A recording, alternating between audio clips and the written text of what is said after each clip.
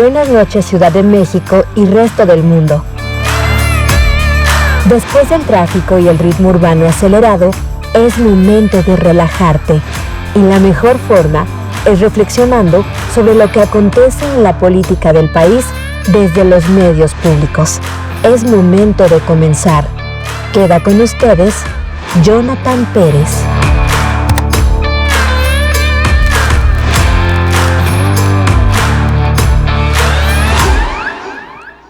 Hola, hola, ¿cómo están? Muy buenas noches, bienvenidas y bienvenidos, aunque usted no lo vea, mi nombre es Jonathan Pérez. En esta emisión saludo con mucho gusto a mi querida Karen Lozada. Hola Karen, ¿cómo estás? Hola, muy bien, muy buena noche a todas y a todos. También está con nosotros mi querido Ulises Castañeda. Ulises, bienvenido. Muy buenas noches, encantado de estar aquí.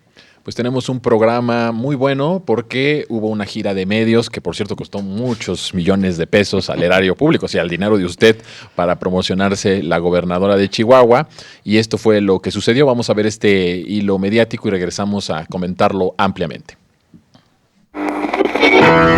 Hilos mediáticos.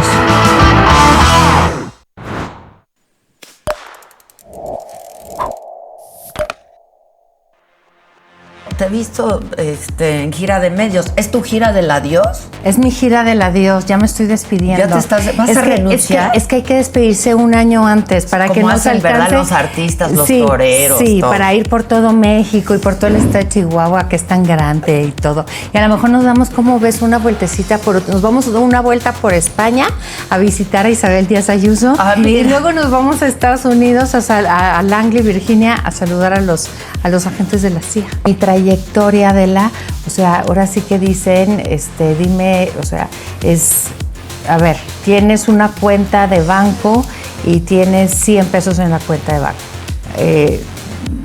Sacas de tu cuenta 2 pesos y te quedan 8. O sea, sí había colaboración y presencia de agentes estadounidenses, excepto de la CIA, en el estado de Chihuahua. Así es. Hacíamos un trabajo de colaboración entre tal vez 2 estados o nada más el estado de Chihuahua. Esa agencia buscar el generador de violencia y se iba a Estados Unidos. ¿Podía ser la DEA o el FBI? No. Me ayudan mucho si se mueve un poquito así porque no veo nada. Gracias. Bien. No, pero nadie te está tapando. Es que ¿le gustaría tener agentes de la CIA y agentes de la DEA armados operando en su territorio? Que tuviéramos una reforma a la ley de armas y explosivos en la cual se le permitiera previa capacitación por la Secretaría de la Defensa para poder portar armas largas. Y yo creo que a la gente no le importa la soberanía.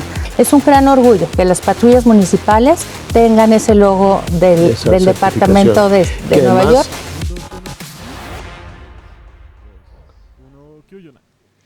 Bueno, pues ahí está la gobernadora de Chihuahua en esta gira multimillonaria de medios de comunicación, en donde en cada entrevista se hundía más y en donde de repente ahí con Joaquín López Dóriga, muy rara su actuación y hasta López Dóriga se sacó de onda, ¿no? Le dijo, no, nadie te está tapando. ¿Cómo lo viste, Ulises? Sí, muy irregular en la trayectoria de todas las, por lo menos las que vimos en esta crestomatía, las entrevistas, actitudes muy extrañas. No se sabía si estaba intentando tener sentido del humor, si estaba ironizando, si estaba hablando en serio. Al principio como que se quería hacer la chistosita, ¿no? Sí, no. Cuando dice que va a ir a ver a Ayuso y después a los agentes de la CIA. A Langley, a Virginia, a ver a los agentes de la CIA. Entonces toda esta inestabilidad pues proyecta mucho de malas instrucciones que se le dieron o que no asumió, porque yo entiendo, Karen, Jonathan y querido público, que esta fue una estrategia de control de daños ante lo que se descubrió y ante estas 2 personas y 2 agentes y lo que sucedió allá en aquel operativo, y en la cual queda dañada la imagen del PAN en general, de la derecha en general, a través de esta gobernadora, y este control de daños pienso que tuvo que haber sido más acabado, que tuvo que haber sido más pensado, sí. Porque lo que provoca son dudas. Desde mi punto de vista, yo razono que son dudas las que provoca, sobre todo en el público objetivo al que quiere llegar. Sí. que es al público de la izquierda dentro del cual quieren sembrar muchas incertidumbres con respecto a lo que está sucediendo en el país. Yo creo que más bien, bueno, a lo mejor sí estaba intentando llegar al público de izquierda, pero estaba en un ecosistema de personas que, pues de derecha, ¿no? Que están con la comentocracia, que son todavía para ellos héroes, Joaquín López Dóriga y todos estos medios de comunicación. Pero en todo caso, yo siento que antes de esta gira de control de daños, había tal vez en un sector de la población la duda, ¿no? De si de verdad ella sabía o no sabía, si era una persecución política o no era una persecución política. Pero yo creo que después de la entrevista no quedó dudas para nadie de que es una persona que abiertamente sí trabaja para la CIA, una persona además con muchas... con pocas capacidades para incluso en escenarios planeados, en escenarios en donde estás pagando por una entrevista, en donde te van a tratar bien, en donde te van a hacer preguntas que te las mandaron, más bien tú mismo la mandaste con mucho tiempo de anticipación para estudiarlas, para saber qué responder, que incluso en un momento y en escenarios afines es muy torpe para contestar y no atina a verdaderamente, de alguna forma, pues, digamos, limpiar su imagen, que para la mayoría del pueblo de México sigue siendo la de una traidora a la patria. Y ahora creo que lo que abona a esta serie de entrevistas multimillonarias que le han costado muchos millones de pesos a todo el pueblo de Chihuahua, es más bien que no solamente es una traidora a la patria, sino que es una cínica y que tiene estas incapacidades, este poco talento para poder contestar preguntas fáciles y para poder llevar una entrevista a modo. No sé tú cómo lo hayas visto. Yo lo veo como una película, o sea, está para hacer una comedia todo lo que vimos en estos últimos días. Pero en términos de periodismo, de comunicación social, de control de daños, de manejo de crisis, pues es un manual de exactamente qué no hacer. Primero, resulta peligroso salir a dar entrevistas cuando no se tiene nada claro que decir.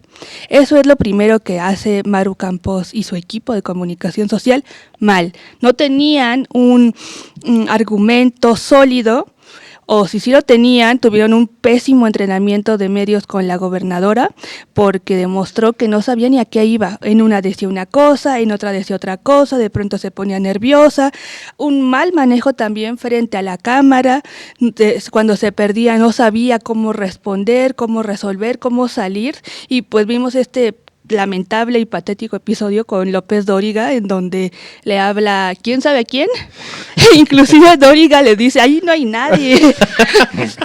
O sea, es todo lo que no hay que hacer cuando se hace el manejo de crisis de estás diciendo que eran personaje. Imaginarios, que Maru se estaba imaginando. Pues es que nadie sabe qué pasó ahí. Bueno, estaba imaginando personas que la estaban bloqueando, ¿no? Sí. Es una hipótesis porque en realidad no se sabe a qué se estaba refiriendo. O si y fue, bien pudo haberle dicho, ¿a quién le estás hablando, perdón? Es que prácticamente le dijo, nadie te está tapando. No, o si fue una estrategia de la gobernadora para salirse por la tangente, porque ahí también se ve muy claro ya se había enredado. A la CIA, al FBI, no. Nada más les voy a pedir, por favor, que se hagan para allá, por favor. Salirse de la pregunta. Es interesante porque habría que volverla a ver, pero si no me equivoco, cuando empieza a hacer el recuento de las agencias, dice a la FBI, a la DEA, ajá, y cuando iba a decir CIA, aparece la persona. Hace la técnica, por decirle de manera muy amable, la técnica del break, de que te recomiendan cuando te empiezas a enredar, rompe. ¿Cómo salirte por la tangente? Rompe en algún momento para que te recompongas, ¿no? Y parece que eso es lo que hace. Por eso, y hay algunas otras artículos, ¿no? O columnas que dicen que pareciera que ella estaba pidiendo o habla de instrucciones que estaba leyendo y que de repente se le perdieron. No lo Pero creo. De todos modos eso ya es muy grave. No lo creo, ¿no? Porque o sea, no se ve ni siquiera que estaba leyendo y además para la forma en la que ella estaba conversando, no tenía ese lugar ahí fijo, un lugar en donde estuviera leyendo. O sea, creo que sí fue tan pésimo que ni siquiera es que le hayan puesto el teleprompter para leer algo. O sea, No, yo sí creo que yo no. también creo que fue Pero esto un habla mal de que, entrenamiento. de que fue a mentir.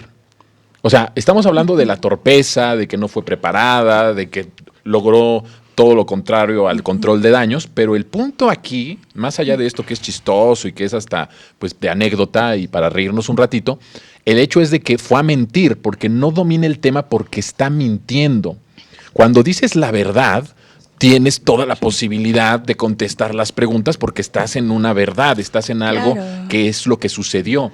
Pero cuando mientes y has cambiado y has falseado y has cambiado una y otra vez todas las hipótesis, todas las declaraciones, al grado de incluso señalar al culpable, que es uno de los que están muertos, para que ya no se pueda defender. O sea, si tienes todo esto, pues el resultado es justamente que no sabes mentir de la forma en la que tendrías que saber mentir, sobre todo cuando te vas a exhibir a tantos medios de alcance nacional, electrónicos, TV Azteca, Radio Fórmula, Internet a través de Latinos, ¿no? Sí, por un lado está esa parte que es muy delicada porque, en efecto, fue a mentir y también pues declaró muchas de las cuestiones y de las indagatorias que se tienen en la Fiscalía en este momento en televisión nacional, asumiendo que sí había una participación con agencias extranjeras. Inclusive lo dijo en una entrevista, pues es algo de todos los días. Ellos me dicen que tenemos que detener a tal persona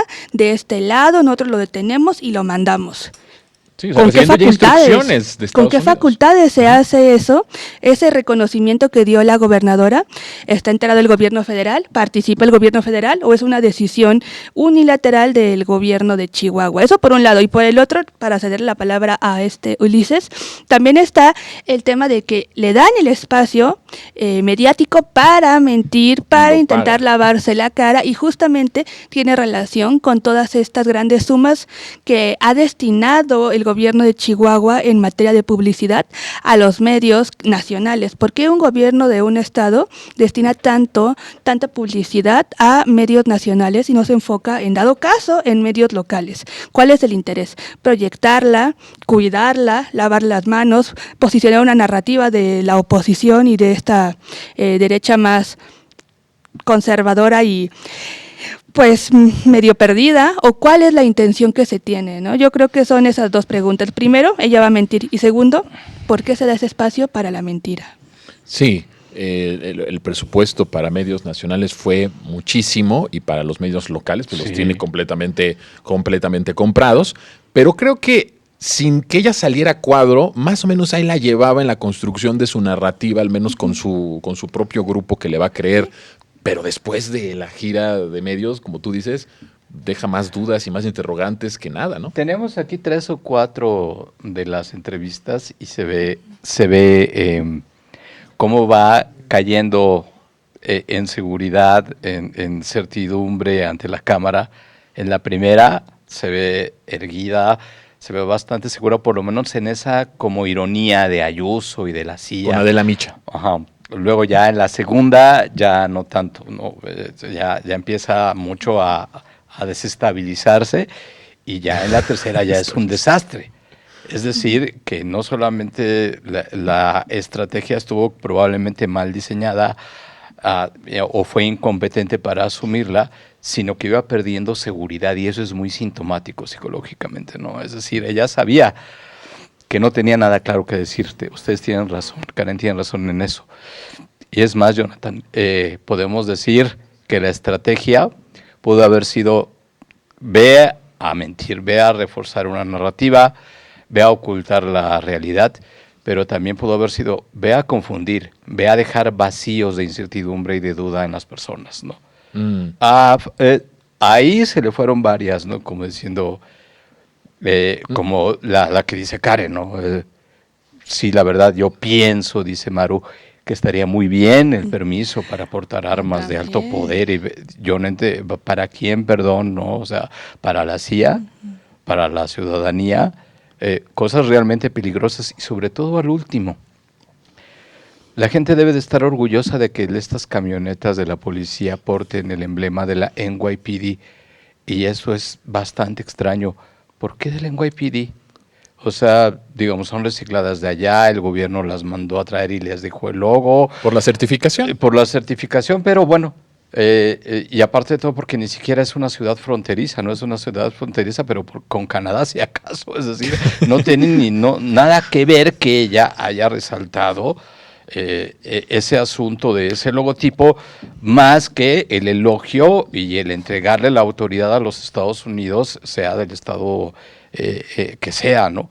Sí. Entonces, aquí lo que se ve es una voluntad de confusión, de ocultar la verdad, de a lo mejor no instalar ninguna narrativa más que la de la persecución política, pero que no está ahí todavía de manera clara, pero sí hacer bolas a la opinión pública. Pero ¿no? eso, o sea, ahí yo no estoy de acuerdo. Ahí sería darle bastante crédito a la gobernadora para poder crear esa capacidad de confusión y de duda. O sea, a mí me parece que más bien no resultó como estaba planeado, que en verdad tiene una grave falta de capacidad para enfrentar incluso medios a los que les estás pagando para que te entrevisten, y eso es algo terrible, digo, para un político que seguramente como ella aspira a mucho más.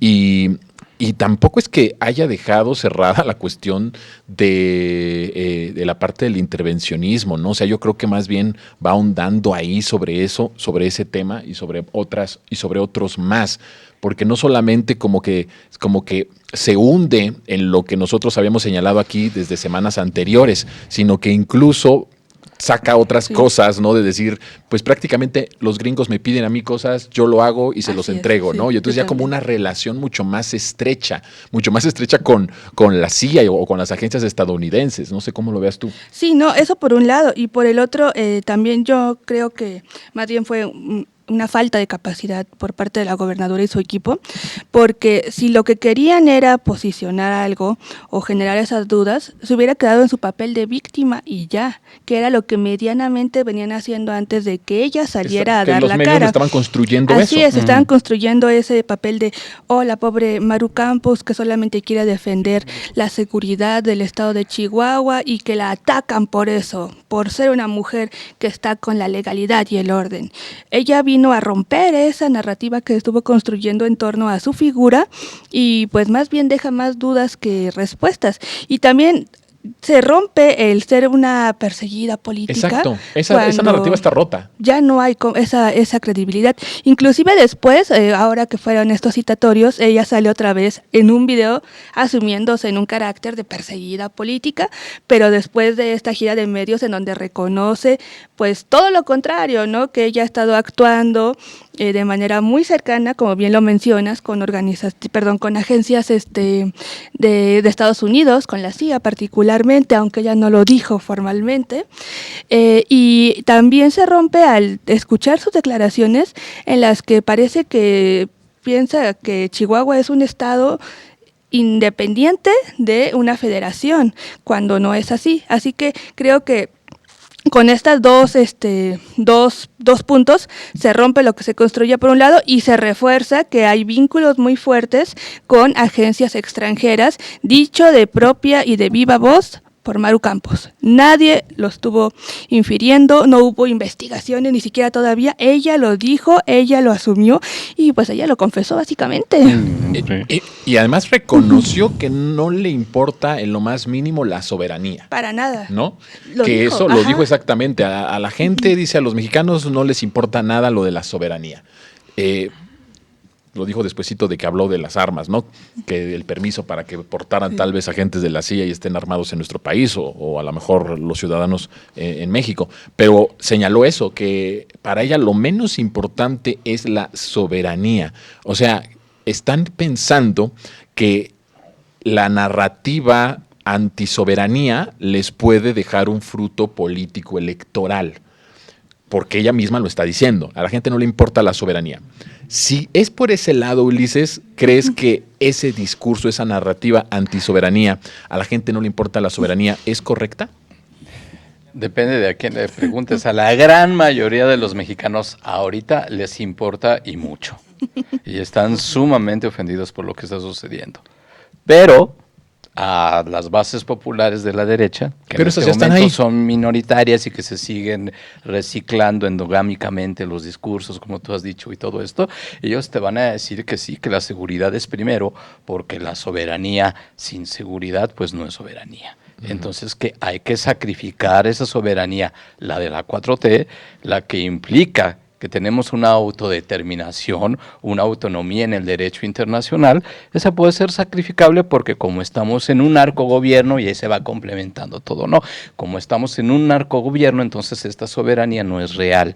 Lo que primero hay que resolver es el asunto de la seguridad, y si para eso tenemos que entregarle la influencia sobre nuestros mecanismos de protección y de seguridad pública a los Estados Unidos, entonces hay que hacerlo, aunque eso implique también otras consideraciones y otras consecuencias, incluso hasta de control económico y en otros rubros, ¿no?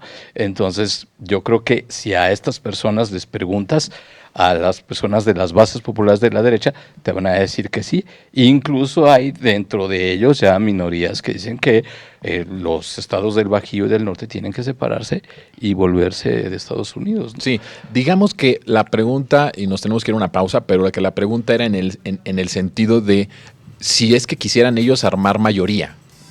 O sea, si estuvieran buscando una mayoría política, es mala idea la postura de no ser soberanista, ¿no? Sí. Ahora, si lo que quieren es reforzar su 30% de preferencia electoral, pues, o menos, de 30 o menos, creo que está bien, ¿no? Si a eso le apuestan, creo que está bien, ¿no? Y de hecho ha hecho un gran trabajo Maru en ese sentido, ¿no? Pero bueno, tal parece que la oposición no quiere construir mayoría política electoral y están ahora nada más dependiendo de lo que haga Estados Unidos, ¿no? Vamos a una pausa y regresamos. Hay mucho más aquí, aunque usted no lo vea.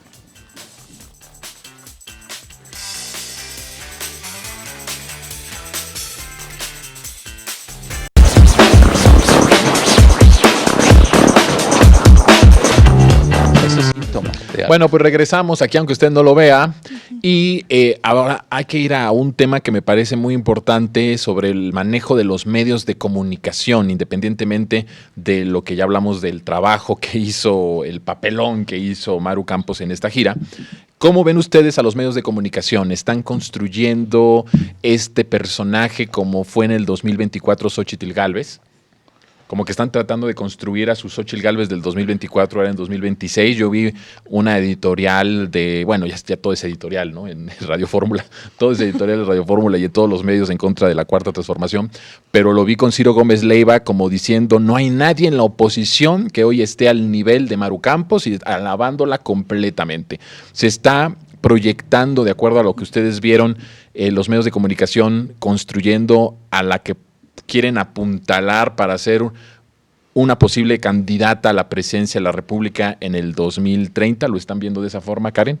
Pues si no hay nadie en la oposición que esté al nivel de Maru Campos, están en la lona como oposición. Pero llevan mucho tiempo. No, pero pues cada vez van con personajes más y más y más. Xóchitl al menos tenía carisma, digo, al menos cuando la veías brincar decías, te daba risa. Te burlabas. Pero Maru Campos genera... Lástima. Genera pena porque no tiene un discurso sólido ni no termina de entender cuál es el papel que está jugando.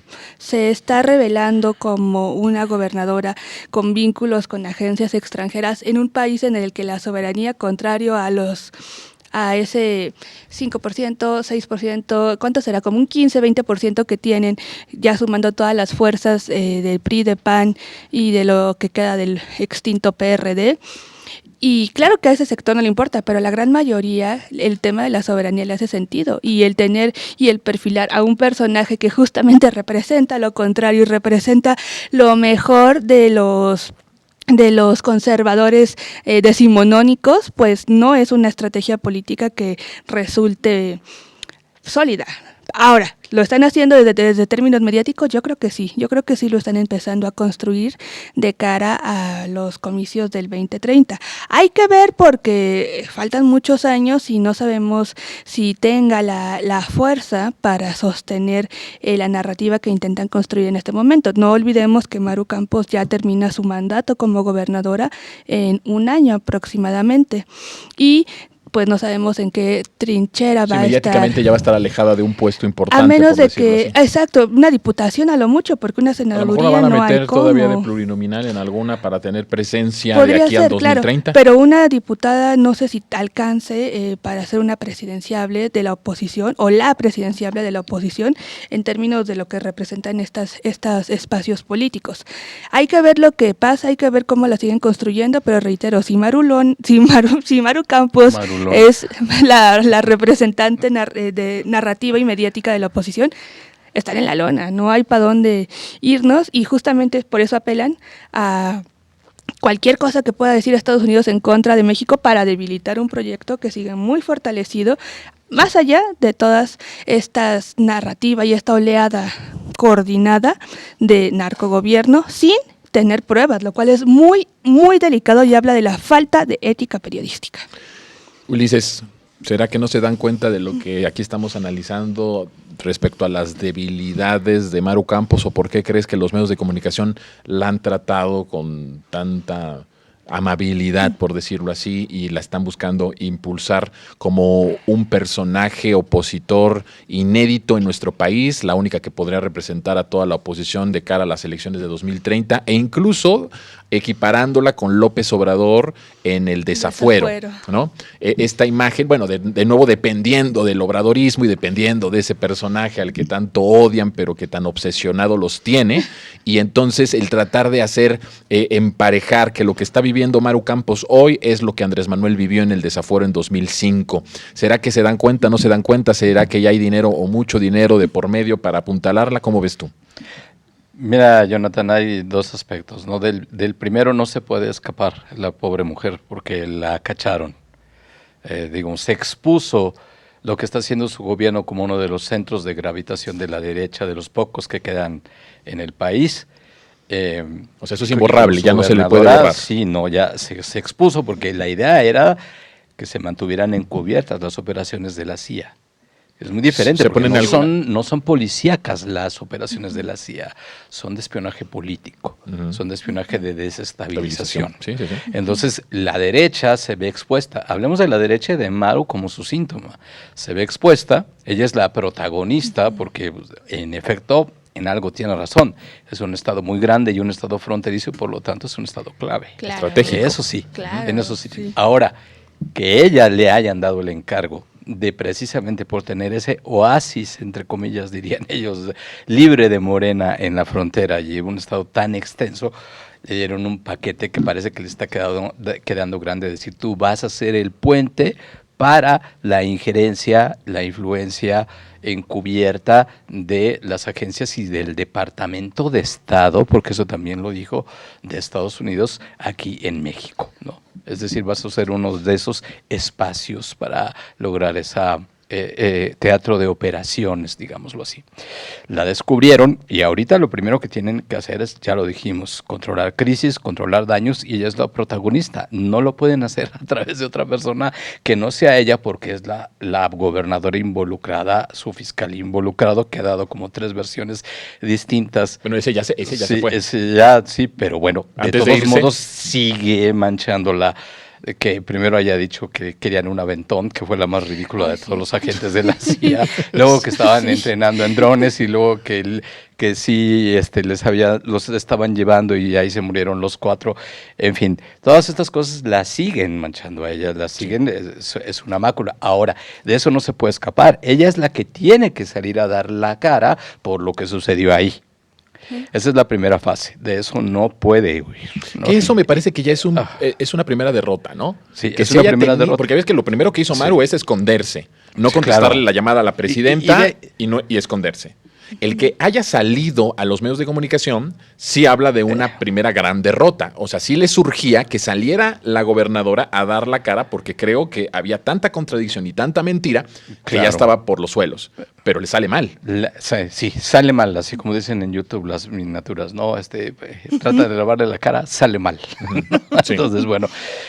Y de ahí, de esa base ya tan turbia y tan inestable, pueden intentar capitalizarla como una perseguida política, como una víctima del autoritarismo y de la corrupción morenista, según su narrativa, pero yo lo veo difícil, es decir, la manera en cómo se fue descomponiendo a través de esta gira de medios tan cara, como dice Jonathan, al erario del pueblo de Chihuahua y en general, ¿no? Del pueblo de México, pues la deja muy mal calificada y con un gran problema de imagen, para poder construir a partir de ella un proyecto de candidatura que pudiera de alguna manera abonar, tener un horizonte de certidumbre rumbo a las elecciones intermedias y obviamente rumbo al cambio de poder. Lo veo difícil. Si la comparamos con Xóchitl, no solamente tiene menos carisma, es cierto, pero sí tiene algunas cosas que comparte con Xóchitl, como es regarla en los medios, ¿no?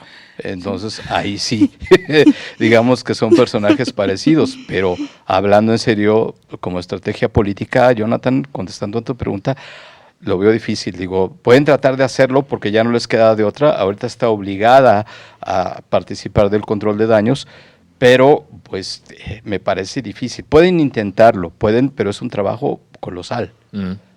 Ahora, tal vez otra interpretación de la gira de medios no haya sido la presión de la gran mayoría del pueblo mexicano que sí cree que es importante la soberanía, sino que esté con esta gira de medios intentando ganarse la candidatura por parte de Estados Unidos. Que ella misma esté con estas declaraciones que son completamente al grado de decir al pueblo de México no le importa la soberanía, ganarse el apoyo completo de Estados Unidos. Si ya lo tenía por lo que dice Ulises, ¿no? Que se convertía o estaba convertido ya Chihuahua en un epicentro de operaciones de desestabilización política y social de Estados Unidos y que estaba enterada Maru Campos, es porque Estados Unidos vio algo en ella, ¿no? Evidentemente. Después de la tragedia, después de que mueren 2 agentes y esto hace que se convierta en un escándalo y por ello nos enteramos todos, ahora estas entrevistas en donde habla en contra de la soberanía, me parece que es como una búsqueda de decirle a Estados Unidos, soy una digna candidata. Porque todo lo que tú estás promoviendo ahora, la intervención, toda la parte de la invasión a nuestro territorio, la intervención a nuestro país, es algo que yo te lo puedo proveer, es algo que yo podría hacerlo sin ningún problema. Si lo estoy haciendo en Chihuahua, lo puedo hacer en todo el país. ¿No será que se esté queriendo ganar la candidatura y todas las confianzas de Estados Unidos para el 2030? Porque de que Estados Unidos como nunca va a jugar en la elección de 2030, va a jugar completamente. O sea, eso ya no lo podemos descartar. Al contrario, creo que queda al descubierto que hoy, como nunca, la elección de 2030 va a ser una elección del pueblo mexicano, no en contra de la oposición política electoral, sino en contra incluso abiertamente de los intereses estadounidenses y de los intereses yanquis. De tal forma que el tener la bendición de Estados Unidos para una candidatura posible a la presidencia en el 2030, tal vez es lo que esté buscando Maru Campos y es lo que esté buscando la oposición completa, que tenga todas las confianzas y el beneplácito de Estados Unidos, incluso en una cuestión de control de daños como es este escándalo. Podría ser una posibilidad, pero yo creo que ir al 2030 y pensar en el personaje de Maru es todavía muy, muy, muy lejos. Lo que sí considero que podría obedecer un poco esta gira de medios es, por un lado, limpiar su imagen, limpiar la imagen de Estados Unidos, que ya quedó totalmente al descubierto que hay una relación entre Chihuahua, el gobierno de Chihuahua particularmente, y agencias de Estados Unidos. Y en tercer punto, las elecciones del 2027, en donde Chihuahua se va a disputar, y claro que se debilita con todos estos escándalos que salen a la luz, en donde pues hay una total y abierta violación a la soberanía de nuestro país. No sé de verdad si a Maru le alcance y a su equipo y a la oposición para irla perfilando desde ahorita al 2030, porque al menos yo pienso que esta elección ya la han aprendido, de que cuando quieren inflar algún candidato desde mucho tiempo antes, se les termina desinflando y terminan dando un material de goce. Pero eso es lo que están haciendo. Pero yo sí, de verdad, dudo que sea para el 2030 de cara a limpiarla frente a Estados Unidos y ponerla como su candidata perfecta, sino que más bien tienen un horizonte de corto alcance, sí, que va más encaminado a las elecciones del 2027. Okay. Una Maru debilitada no va a tener los resultados electorales que se deberían de tener, contrario a una Maru fuerte que puede tener un mayor margen de acción, tanto político como inclusive moral, desde el lado de la oposición. Así que yo creo que va un poco más orientado a ello. A ver que la gente ponga en el chat qué es lo que piensa. Yo siento que al menos se ha logrado algo Maru Campos que no lo habían logrado otros personajes, que es que tiene como la autorización o no la ven con malos ojos los panistas. Creo que todos los panistas sí se pueden representar, a diferencia de Xóchitl Gálvez. Sí. Que a los panistas de las Lomas de Chapultepec, a los panistas de San Nicolás, ¿no? Allá en ¿cómo se llama? Este municipio allá regio. De la Garza. Sí, Garza García. Donde están los más ricos de los más ricos del país. Bueno, Xóchitl Gálvez es un personaje que incluso el panismo rechazaba. Pero Maru Campos no. Maru sí puede lograr convocar a todo el panismo. Ve la bendición calderonista. Ve la bendición de Marco Cortés, de Jorge Romero, que son grupos políticos del PAN que estaban enfrentados, el calderonismo estaba enfrentado ahora sí que el cártel de las drogas estaba enfrentado al cártel inmobiliario, sí, pero Maru Campos logra unirlos. Y en el PRI, si tú escuchas las declaraciones de Alito Moreno, prácticamente si por él fuera, ya le entregaría la candidatura presidencial, aunque estemos lejos del 2030. Por eso digo, con todo, me parece que sí es un personaje que logra, primero, convocar a la unidad del panismo que estaba dividido, de lo que queda del panismo, pero estaba dividido, y por otro lado también del PRI, no de Movimiento Ciudadano. Hasta ahora no he visto qué piensa Movimiento Ciudadano abiertamente de lo de Maru Campos, ¿no? Pero al menos al PRIAN lo vuelve a unir en torno a un personaje que sí representaría al 100% los intereses de los priistas neoliberales, que son los únicos que ahorita sostienen al partido, y a los panistas en todo su esplendor. Bueno, ya Alejandro Moreno ya había legitimado totalmente a Estados Unidos diciendo que se pueden llevar a quien quieran, sí, en el momento en que se les dé la gana, de políticos mexicanos y funcionarios, ¿no? Está en esa línea también de acudir a Estados Unidos para obtener apoyo y, bueno, evidentemente las fuerzas económicas que comparten transnacionalmente a los dos países son las que también están ahí detrás, ¿no? Son el respaldo de todas estas estrategias. Digamos que la configuración que describes, Jonathan, es correcta. Digamos, esas posibilidades están. Es un personaje que es de un origen distinto, que no tiene las máculas racistas y clasistas que pudo haber tenido Xóchitl Gálvez en algún momento.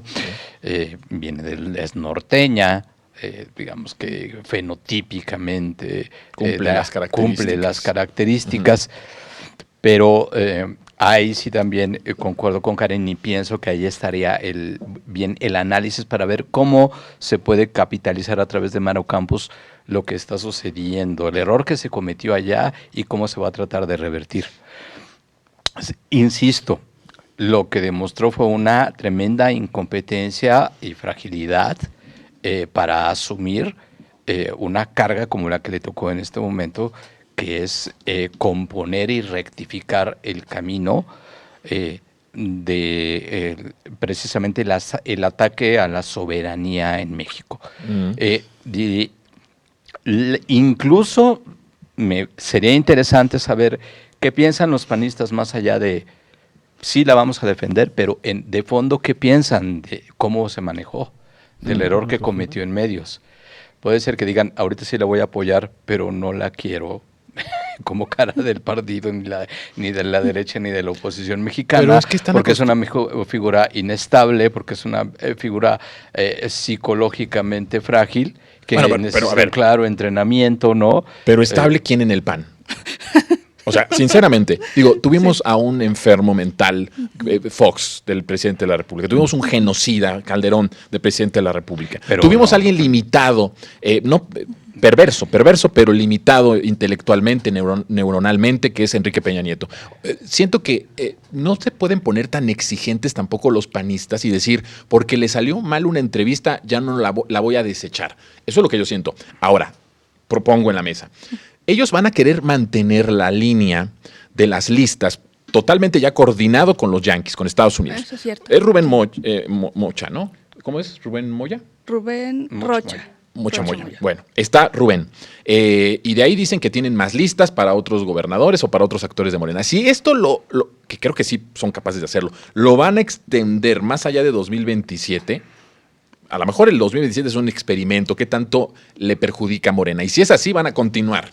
Y si lo van a extender hasta el 2030, Maru Campos sigue siendo la imagen del panismo sufrido que hizo todo para garantizar la seguridad de Chihuahua y por eso Morena la atacó y por eso Morena la quiere enjuiciar y que por eso Morena la está hostigando políticamente. Si lo que pretenden es estirar lo más posible esta idea de narcogobierno, Maru Campos puede seguir teniendo fuerza mediáticamente si se sigue construyendo la idea, pase lo que pase con ella.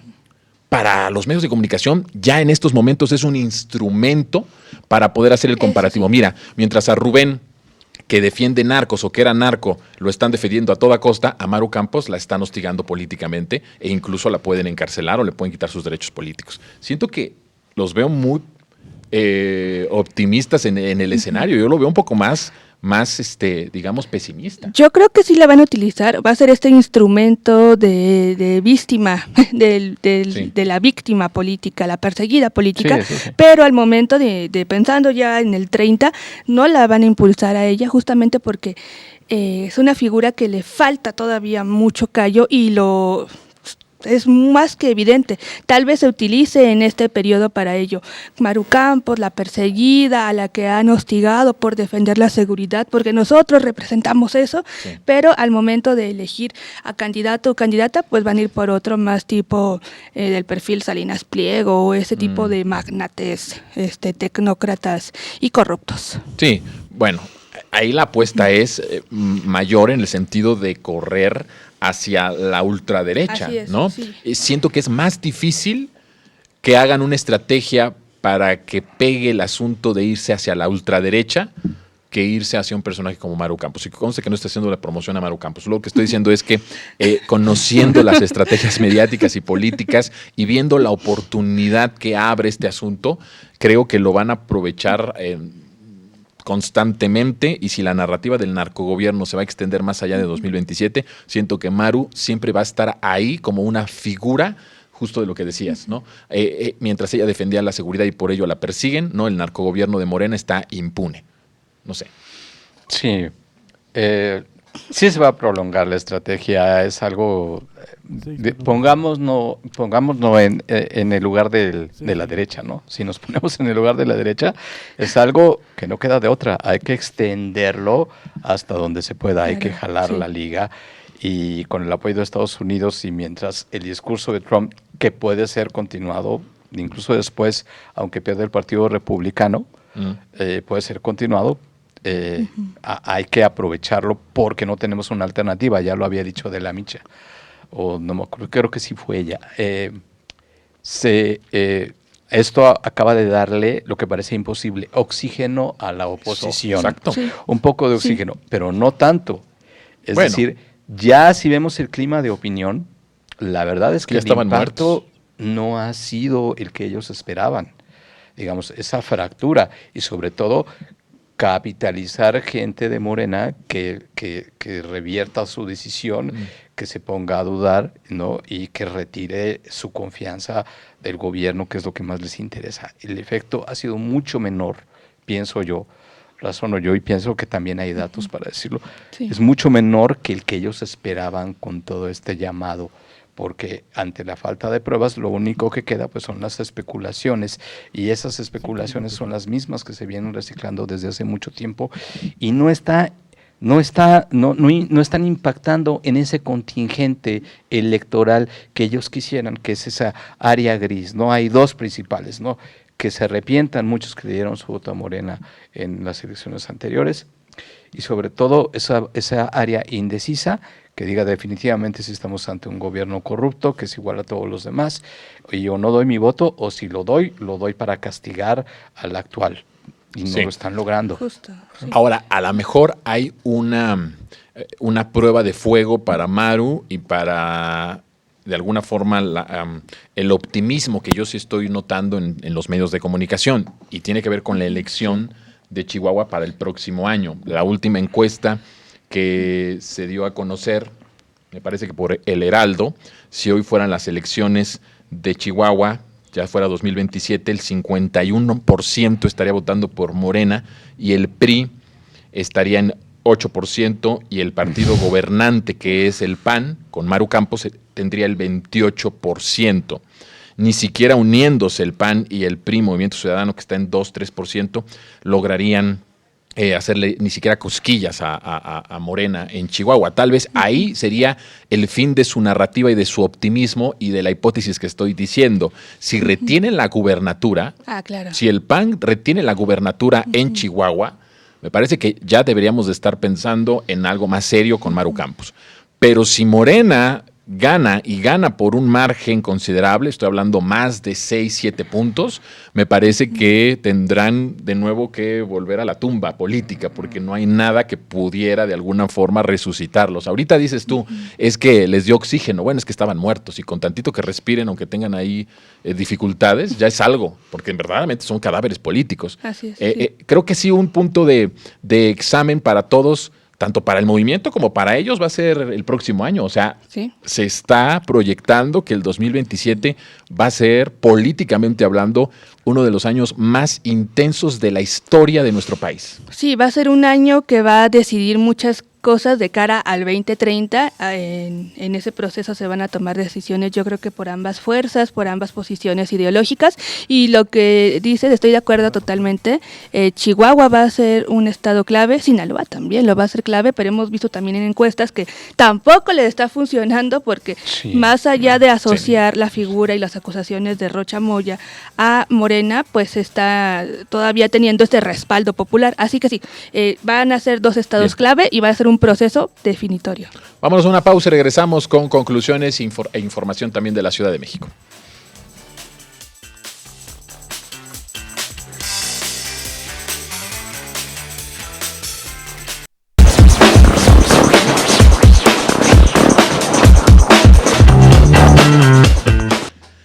Vámonos con información de la Ciudad de México. Fíjense que el modelo de transformación del espacio público y bienestar social de la Ciudad de México ha consolidado su relevancia internacional, convirtiéndose en el gran protagonista de la agenda urbana global. Desde Bakú, en el marco del Foro Urbano Mundial de la ONU, la jefa de gobierno Clara Brugada inauguró formalmente el pabellón de las utopías dentro de la prestigiosa Urban Expo de este encuentro internacional.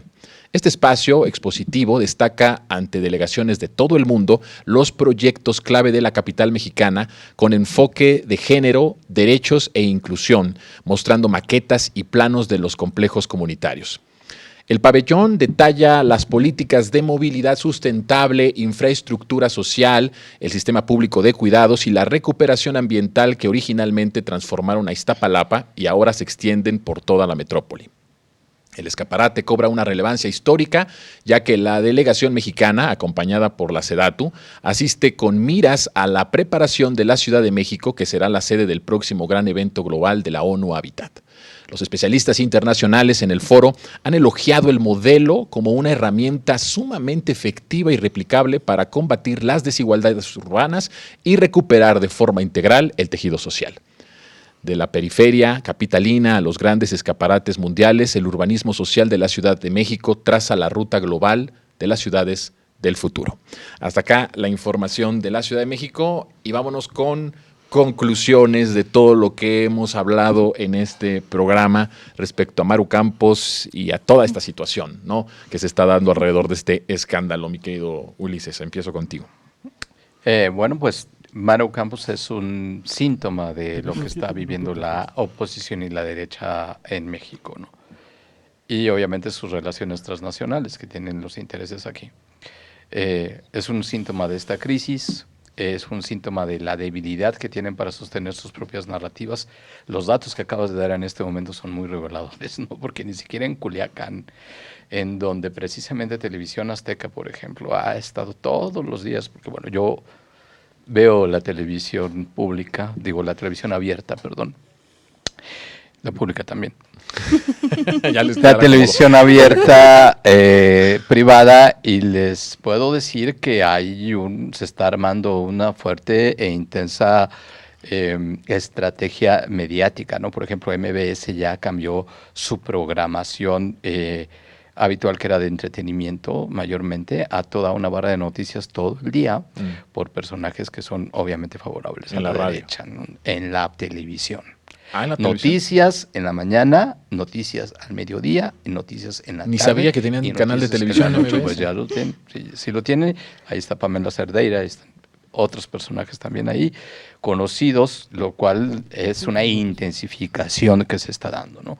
Entonces, ellos saben cuál es la debilidad en este momento, saben que en Estados Unidos están encontrando un cauce de fortaleza, pero pues no tienen precisamente la potencia que pudo haber tenido este señalamiento de Estados Unidos, porque ya en México, pues Estados Unidos no es precisamente un referente de autoridad y un referente de ética, y menos un referente de una vigilancia confiable.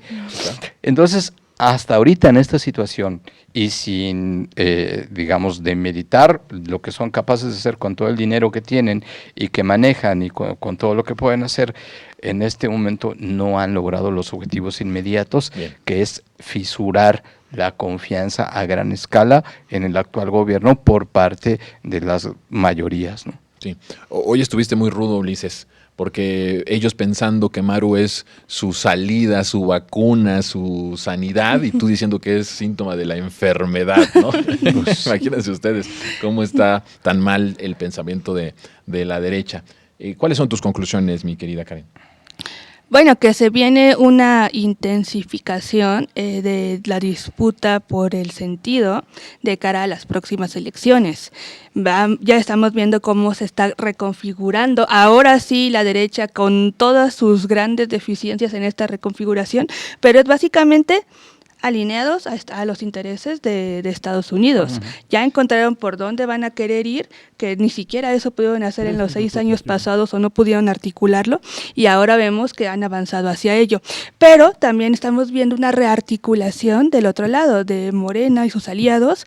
Estamos viendo cómo se está fortaleciendo también la presidencia del partido, las diferentes posiciones. ¿Tú sí ves ahí optimista lo que está pasando del otro lado? Porque yo es verdad, lo veo, no hablamos del otro lado. Yo sí lo veo optimista con todo y todo. Creo que hay experiencia y hay detalles que todavía se deben de pulir para que se tenga una cohesión ideológica y partidista de cara a las elecciones, pero los dos lados ya están más que abiertos, y eso creo que es positivo, porque se muestran de cuerpo entero cómo son y cuál es la bandera que van a defender la derecha mexicana, y pues hay que en los próximos programas platicar un poco más de cómo se está reconfigurando también el movimiento de la Cuarta Transformación. Que ese es un gran programa que hay que hacer. Yo creo que en unos 15 días con ustedes mismos claro podemos abordar el tema, porque le das a algo que yo tampoco estoy tan optimista en ese sentido. Hay muchas fisuras al interior del movimiento en los estados de cara a las candidaturas. Rápido, Ulises, ¿qué piensas? Yo adelantando,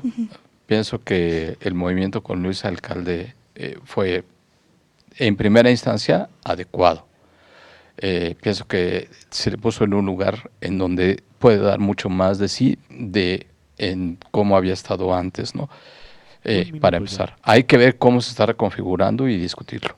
Sí, bueno, entonces dices tú el movimiento de la dirigencia y de que Luisa María se fuera a la parte jurídica es bueno. Es bueno. Y las esperanzas de Ariadna para que por fin ponga orden en Morena, pues ahí está la expectativa. Hay una gran expectativa, cumple con muchos criterios. Es positivo Ariadna. Lo del fin de semana, que salen uno de los tantos Monreales a decir que ya no va por la candidatura. Ah, bueno, ya se está poniendo orden. Ya se está poniendo orden. Sí, también ya se fue Mayer. Ya se fue Sergio Mayer, así que bueno, hay síntomas de que podemos estar positivos desde ese lado, porque claro, como tú bien lo dices, se reconfigura la derecha mundial en nuestro país, Sí. para disputar la patria. Sí. Eso es muy fuerte. ¿Qué se tiene que hacer del otro lado? El movimiento, el partido tiene que ser lo propio. Y el pueblo tiene que ser también lo que le corresponde. No hay que dejarlo solamente en manos de los dirigentes. De hecho, está más en manos de nosotros que de los dirigentes. Así que bueno, pues vámonos. Gracias por haber estado con nosotros, mi querido Ulises. Buenas noches. Nos vemos pronto, mi querida Muchas Karen. gracias. Siempre es un honor y un gusto estar con ustedes. Nosotros ya nos vamos. Abrimos semana y cerramos semana. Nos vemos el viernes en nuevo horario, lo más absurdo en los medios, 10 de la noche. Y el próximo lunes a las 10 de la noche, aunque usted no lo vea. Mi nombre es Jonathan Pérez. Pase buena noche.